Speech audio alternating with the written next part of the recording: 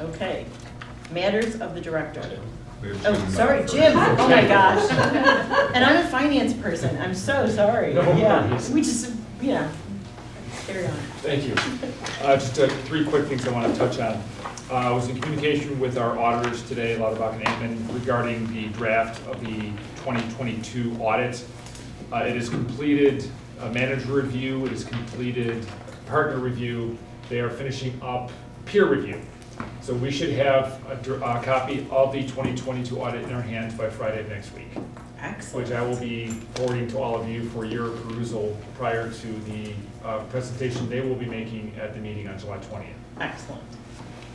I wanted to follow up on a couple of things regarding the Parks Foundation. And I apologize if I've gone over this before, I just want to be thorough here. There's a number of regulatory and compliance issues we are required to file with various institutions. So we are required to file an annual report with the Illinois Attorney General's office. We are required to file an annual report with the Illinois Secretary of State as well, a not-for-profit statement. And we are required to fill out an IRS 990 report for a not-for-profit organization. Lauterbach and Amon is performing the audit for the foundation as part of their contract. They will also be filing the 990 report with the IRS and the Illinois Attorney General's report for us. They are in the process of doing that. I've filed the Illinois Secretary of State's report already. That is completed. So that's where we are with the foundation. And last, I want to touch on something that Executive Director Peterson mentioned earlier. The Government Finance Officers Association awarded a certificate of achievement for excellent in financial reporting to the Winnetka Park District in Illinois for its annual comprehensive financial report for the fiscal year ended December 31st, 2021. This is the 8th year in a row that Winnetka Park District has received this award. So it's a legacy I hope to continue going forward. That's all I have. Excellent. Thank Just you a very much. question. Yes. Is there also an Illinois version of the 990, and is LNA filing that? That's the Illinois Attorney General's report. Okay, so that's also the 9. Yeah, that's it's the AG okay. 990, yes, it's the Okay. same thing. Are there any other questions? And you're doing the Secretary of State, right? Yes, that's completed, it's done. Excellent. Okay, good. So will their audit report be circulated at the same time? The foundation? Yes. Yes, Okay. we should receive both the foundation and the park district at the same time. Excellent. Okay. Any other staff reports? Okay. Any other staff want to come in from outside? Another thing, like the audit report is definitely something for the SINO committee that would be great Yes. to include, because I Yes. think that's a good, Our, very exciting Yes. report for all those new committee and members. to clarify, Jim, the audit report for the Winnetka Parks Foundation, that cost is paid for by the Winnetka Parks Foundation. That is correct, yes. So, Excellent. Well done. Is it? Yes. Yes, It's isolated from our expense. Okay, good. Moving on to item 13, matters of the director. Yep, 2 items. So the legal fees, we received a Robin Schwartz invoice within the last 48 hours. So we'll add that to the spreadsheet. That came in at $11,738.06. So we'll add that not only to the legal fees spreadsheet, but also to the Elder Centennial fees spreadsheet. That's for services through April of 2023. John, do you know what the total is as of the end of May from start of this project to current date? From the end of May. As of April, it was like $786,000 I can total. get that to everybody. I don't know it off the top of my head, but I can Okay. get that spreadsheet. I'll do that when we go to closed session and have a 5-minute break. Thank I'll you go very and- much. and Thank you print for it, that. Thanks. Provide that post-closed session. In open session, I'll provide those Thank you. figures. So, Great. one other item. If you'll bear with me as I read something, I hate to not look you in the eye as I read this, but it's easier to read it. So there are 2 quotes from my favorite show, which is Ted Lasso, very coincidental. Taking on a challenge is a lot like riding a horse, isn't it? If you're comfortable while you're doing it, you're probably doing it wrong. Number 2, I think things come into our lives to help us get from one place to a better one. In the spirit of believing, as Ted Lasso believes, the Park District came into my life, and I think it's gotten me from one place to a better one. And I also believe that since May of 2020, it's been an honor to support our wonderful jagged boundary line known as the Winnetka Park District, which I'm oftentimes reminded of by Susie. When the board supported bringing its version of Ted Lasso into the Park District in 2020, the established timeline for my tenure was 3 to 5 years. Now, in the early months of season 4, we're right smack dab in the middle of 3 to 5. And the time has come to support the Winnetka Park District residents, the board, the staff, and all involved with a proper transition to the new executive director. As a follow-on to the board's recent annual meeting, during which commissioners supported my serving as executive director for another year, for which I am very thankful.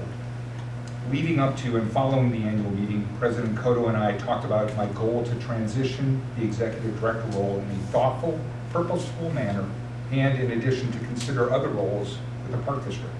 President Cotto knows my full interest is to support her as well as the balance of the board with a search process for however long it takes, 5 weeks, 5 months, or 5 years, but probably not 5 years. After the transition, I'm happy to consider how I can continue to contribute to the Park District. So that is it. It's no big shakes. It's not goodbye. It's good governance. It's another opportunity to support a great community, a great board, and an unbelievable staff. And it's time to help the Park District get from one place to a better place. So I just wanted to make sure everybody knew the transition and the search. I'm fully in support of and honored to be able to help you with that. Thank you. Yep, you got it.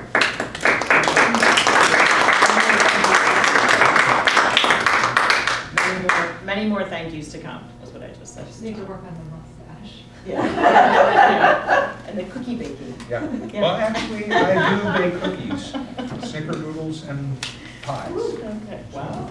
Okay, thank you, John. You got it. Board liaison reports. Who would like to speak? I do that. Okay.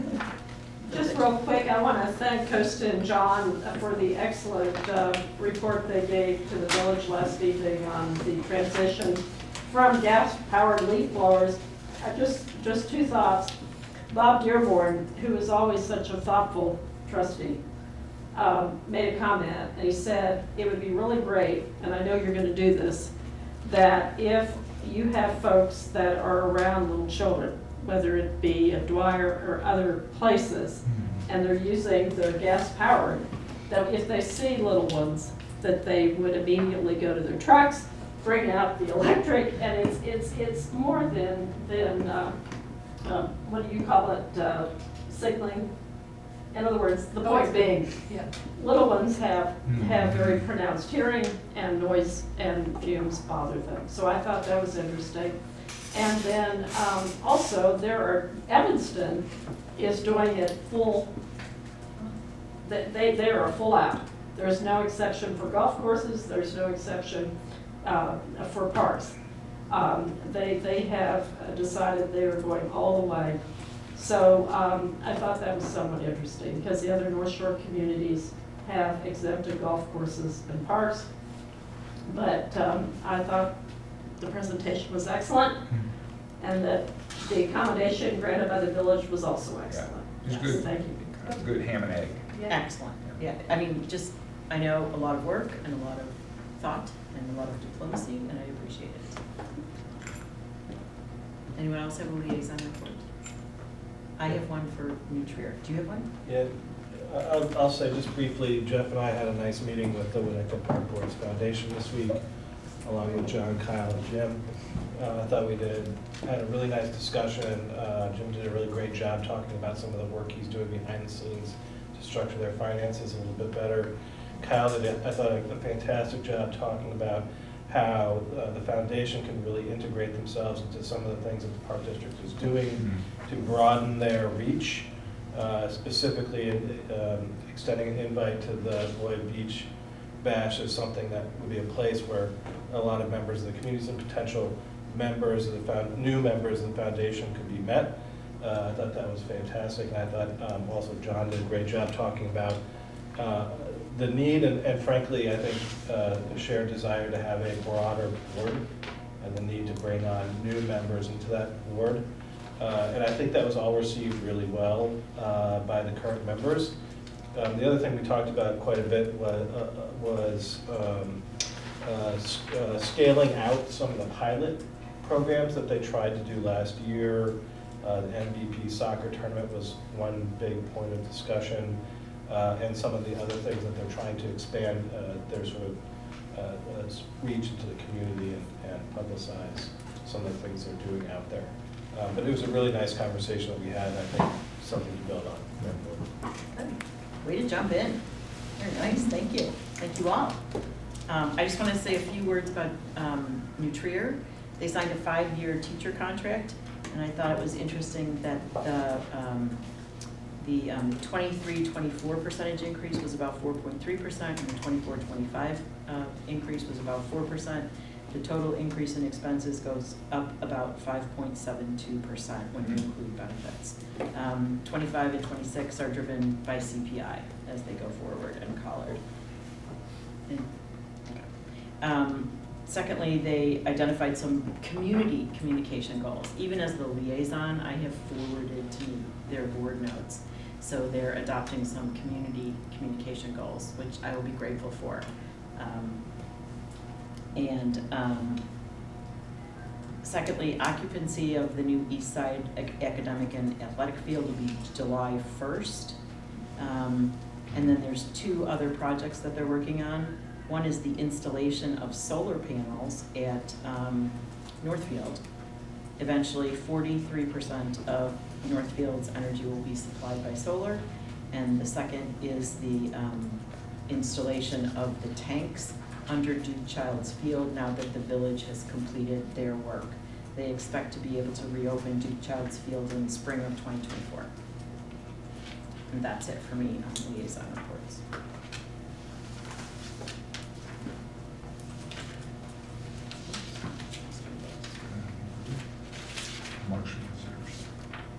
Second remarks from visitors, thank you. No, you don't have to do that.